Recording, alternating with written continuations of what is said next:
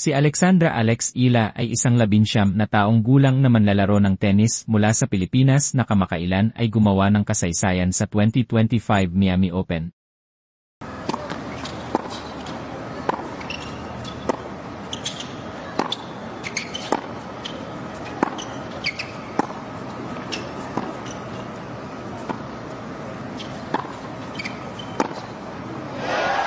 The difficulty is anticipating where she's going. Bilang isang wildcard entrant na may ranggong 140 sa mundo, nagpakita din siya ng pambihirang husay sa torneo. Tinalo ang mga kilalang manlalaro tulad nina Jelena Ostapenko, Madison Keys, at ang world number 2 na si Iga Swiatek.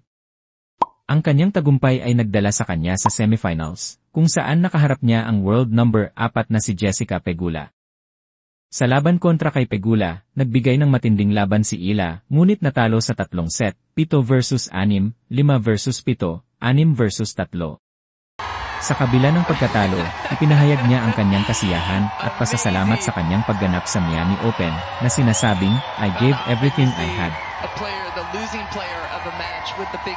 Ang kanyang tagumpay sa Miami ay inaasahang magpapataas sa kanyang ranggo sa Renie, na maaaring magbigay sa kanya ng direktang pagpasok sa mga pangunahing torneo tulad ng French Open sa Mayo.